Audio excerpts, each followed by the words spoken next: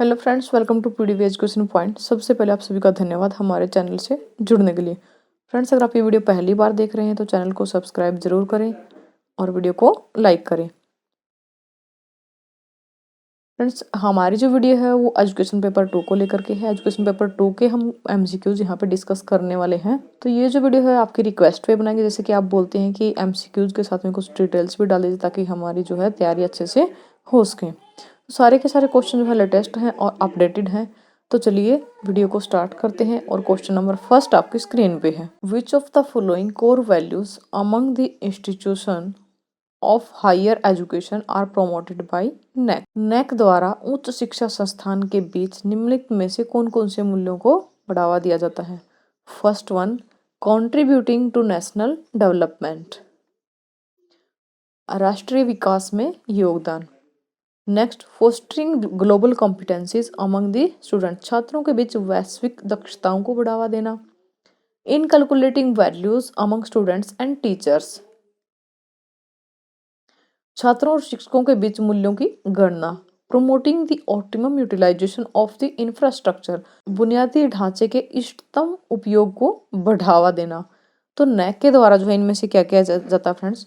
NAAC जो है राष्ट्रीय विकास में योगदान को जो है मूल्यों को बढ़ावा देती है। छात्रों के बीच वैश्विक जो दक्षताएं हैं उनको बढ़ावा देती है। छात्रों और शिक्षकों के बीच मूल्यों की गणना ये करती है, इन वैल्यूज को ये बढ़ावा देती है। तो हमारा राइट आंसर जो है होगा ऑप्शन बी, 1, 2 एंड 3। आइए अब हम नेक के बारे में जान लेते हैं। नेक क्या होती है। National assessment and accreditation council होती है। देखिए, आपने कई बार सुना भी होगा, आपके कॉलेज यूनिवर्सिटीज़ के अंदर सुना होगा कि नेक की टीम आने वाली है, साफ सफाई चल रही होती है। कॉलेज का जो भी स्टाफ होता है वो डिसिप्लिन में दिखाई देता है, बच्चे भी जो है इधर उधर कम ही घूमते हैं। और जहाँ पे भी डेकोरेशन की बात आती है वहाँ पे भी जो है बहुत अच्छी डेकोरेशन कॉलेज के अंदर दिखती है जब भी नैक की टीम आने वाली होती है। और नैक की टीम जो है क्या करती है, एक्रेडिटेशन देती है कॉलेजेस को, यूनिवर्सिटीज़ को। ठीक है, तो देखिए हम सबसे पहले तो इसकी फुल फॉर्म को ही जानेंगे। National assessment and accreditation council होती है। और ये जो काउंसिल है ये 1986 की पॉलिसी के अंदर रिकमेंड की गई थी, या फिर आप ये भी कह सकते हैं कि ये जो 1986 की पॉलिसी थी उसका एक आउटकम है। ठीक है, ये एक ऑटोनोमियस बॉडी है और इसको एस्टेब्लिश किया गया था यूजीसी के द्वारा। ये भी एग्जाम में पूछा जा सकता है। इसको एस्टेब्लिश किया था यूजीसी ने 1994 के अंदर। ठीक है, आर्टिकल 12 के अंदर जो है इसका वर्णन है। और उसके बाद जो है ये देखो यहाँ पे गिवन है कि ये क्या है, नेशनल पॉलिसी ऑफ एजुकेशन 1986 का एक आउटकम है। अगर हम बात करें इसके हेडक्वार्टर की, नेक का जो हेडक्वार्टर है वो आपका बेंगलुरु में है। तो कई बच्चे यही गलती करते हैं, वो समझ लेते हैं कि जो नेक का हेडक्वार्टर है वो नई दिल्ली के अंदर ही होगा। ठीक है, तो यहाँ पे इसका जो हेडक्वार्टर है वो बेंगलुरु के अंदर है। नेक की दो बॉडी हैं, एक को बोलते हैं जनरल काउंसिल और एक को बोलते हैं एग्जीक्यूटिव काउंसिल। देखिए, नेक जिन बॉडीज के थ्रू फंक्शन करती है उन्हीं को जो है दो बॉडी बोला गया, यानी कि इन्हीं के थ्रू ही अपना कार्य करती है। पहली जो जनरल काउंसिल है उसके जो चेयरपर्सन होते हैं वो यूजीसी के प्रेसिडेंट होते हैं। जो यूजीसी का प्रेसिडेंट है वही जो है जनरल काउंसिल का चेयरपर्सन होगा। तो ये आपके प्रोफेसर डीपी सिंह है करंटली। और एग्जीक्यूटिव काउंसिल की बात करते हैं तो कोई भी इमिनेंट जो एकेडमिशियन होता है वो जो है इसका एग्जीक्यूटिव काउंसिल का चेयरपर्सन होता है। नेक्स्ट क्वेश्चन में आपको मैचिंग के लिए दिया गया है। मैचिंग में आपसे पूछता है कि जो नेक है, क्यूसीआई है, INQAAHE है, ये कब कब जो है एस्टेब्लिश की गई थी। जैसे कि हम अभी अभी नेक को पढ़ कर गए हैं तो नेक हमारी एस्टेब्लिश की गई थी 1994 के अंदर। फिर हमारी क्यूसीआई की अगर हम बात करें तो ये हमारी एस्टेब्लिश हुई थी 1997 के अंदर। INQAAHE जो है हमारी एस्टेब्लिश हुई थी 1991 के अंदर। तो ये ऑप्शन आपको जहाँ भी देखने को मिलते हैं कि पहले का जो है 3 ऑप्शन मिलेगा। देखो ये ऑप्शन जो है 2 में दिए गए हैं। उसके बाद हमारे को, क्योंकि एग्जाम के अंदर भी इसी तरह के ऑप्शन होते हैं कि अगर हमारे को स्टार्टिंग में ही सही आंसर मिल जाए तो हम आगे उस पर टाइम वेस्ट नहीं करते हैं। अभी देखिए हमारे को अब भी टाइम लगाना पड़ेगा। नेक्स्ट हमारा जो राइट आंसर जैसे कि हमारा क्यूसीआई है उसका आंसर क्या रहेगा, हमारा 1997 में जो है ये बना है। क्यूसीआई एस्टेब्लिश हुआ 1997 में, यानी कि जो बी ऑप्शन है उसका जो है 1 से मैच करेगा। तो ऑप्शन डी जो है हमारा यहाँ पे राइट आंसर है। चलिए जान लेते हैं क्यूसीआई के बारे में। नेक के बारे में हम ऑलरेडी जान चुके हैं। तो क्यूसीआई क्या है? क्वालिटी कंट्रोल ऑफ इंडिया है, जो कि एस्टेब्लिश हुई है, सेटअप हुई है 1997 के अंदर। ये भी एक ऑटोनोमस बॉडी है, जैसे नेक ऑटोनोमस बॉडी है, ये भी एक ऑटोनोमस बॉडी है, ये आपको याद रखना है। ये जो है अकेली डेवलप नहीं की गई है, ठीक है। नेक यूजीसी के द्वारा डेवलप है, लेकिन क्यूसीआई जो गवर्नमेंट ऑफ इंडिया के द्वारा डेवलप है, साथ ही साथ जो इंडियन इंडस्ट्री एसोसिएशन है उसके द्वारा भी ये डेवलप की गई है, उसके द्वारा ये एस्टैब्लिश की, यानी कि इन दोनों की साझेदारी में, इंडियन इंडस्ट्री एसोसिएशन और गवर्नमेंट ऑफ इंडिया की साझेदारी में इसको एस्टैब्लिश किया गया है। यहाँ पे इंडियन इंडस्ट्री एसोसिएशन से कौन कौन इसके अंदर है? तो यहाँ से 3 कंपनीज है, 3 एसोसिएशन है हमारी जो इससे जुड़ी हुई है। तो ये भी क्वेश्चन पूछ सकते हैं कि क्यूसीआई के अंदर कौन कितनी एसोसिएशन है? तो 3 एसोसिएशन है, ठीक है, जो क्यूसीआई को रिप्रेजेंट करती हैं। सबसे पहली हमारी ASSOCHAM, जिसको बोलते हैं associated chambers of commerce and industry of India, ठीक है। नेक्स्ट हमारी CII, confederation of Indian industry, और फिर है हमारी FICCI, जिसको कई बार आप फिक्की भी बोलते हैं, federation of Indian chambers of commerce and industry, ठीक है। तो ये तीनों कंपनी जो है, ये तीनों एसोसिएशन जो है इससे जुड़ी हुई है। आपसे ये एग्जाम में पूछा जा सकता है कि कौन कौन सी 3 एसोसिएशन है जो क्वालिटी कंट्रोल ऑफ इंडिया से जुड़ी हुई है, या आपसे ये भी पूछ सकता है कि कितनी जो एसोसिएशन है वो क्वालिटी कंट्रोल ऑफ इंडिया से जुड़ी हुई है। तो क्वालिटी कंट्रोल ऑफ इंडिया से जुड़ी हुई आपकी 3 एसोसिएशन है जो यहाँ पे गिवन है। नोडल मिनिस्ट्री कौन सी है? क्यूसीआई के लिए जो नोडल मिनिस्ट्री है वो ministry of commerce and industry है, ठीक है। Department of industrial policy and promotion, ये दोनों भी जो हैं इससे जुड़े हुए हैं। साथ ही हम बात कर लेते हैं इनके चेयरपर्सन के बारे में या चेयरमैन के बारे में। जो भी चेयरमैन होता है क्यूसीआई का, वो अपॉइंट किया जाता है प्राइम मिनिस्टर के द्वारा, यानी कि जो भी उस समय का प्रधानमंत्री है वही जो है उसके चेयरपर्सन को या चेयरमैन को क्या करेगा? अपॉइंट करेगा क्यूसीआई के चेयरमैन को। नेक्स्ट हम बात करें हैं यहाँ पे INCAUAAHE, यानी कि international network for quality assurance agencies in higher education, ठीक है।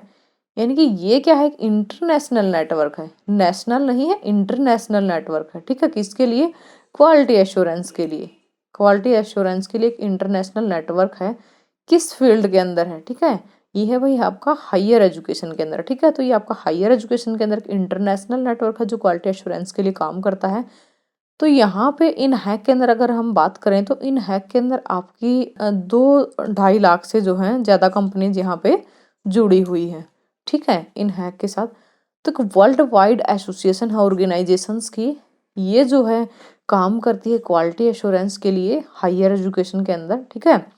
एस्टाब्लिश हुई आपकी 1991 के अंदर। जब ये एस्टाब्लिश हुई थी उसके अंदर केवल 8 ही मेंबर थे, इनके सिर्फ 8 मेंबर यहाँ पे थे, 8 मेंबर यहाँ पे थे। अब इन मेंबर्स की संख्या जो है 300 प्लस हो गई है। तो ये क्या है? एक कंपनीज की क्वालिटी एश्योरेंस के लिए कम्युनिटी है, यानी कि एक संप्रदाय है ये, जिसमें काफ़ी सारी कंपनीज जो है जुड़ी हुई हैं। नेक्स्ट क्वेश्चन देखिए, incurred cost exclude production of goods that do not meet specification और कॉल, कहता है विशिष्टताओं को पूरा नहीं करने वाली वस्तुओं के उत्पादन को बाहर करने के लिए खर्च की गई लागत क्या कहलाती है? रिवर्क कॉस्ट कहलाती है, प्रिवेंशन कॉस्ट कहलाती है, इंक्रीमेंटल कॉस्ट कहलाती है, फिर री इंजीनियरिंग कॉस्ट कहलाती है। देखो, विशिष्टताओं को पूरा नहीं करने वाली वस्तुओं के उत्पादन को बाहर करना है, ठीक है, तो वो कॉस्ट आपकी कहलाएगी प्रिवेंशन कॉस्ट, यानी कि रोकथाम लागत कॉस्ट। यहाँ पे बात कर लेते हैं कॉस्ट ऑफ क्वालिटी की, कि वो जो प्रिवेंशन कॉस्ट है वो कहाँ से निकल कर के आई।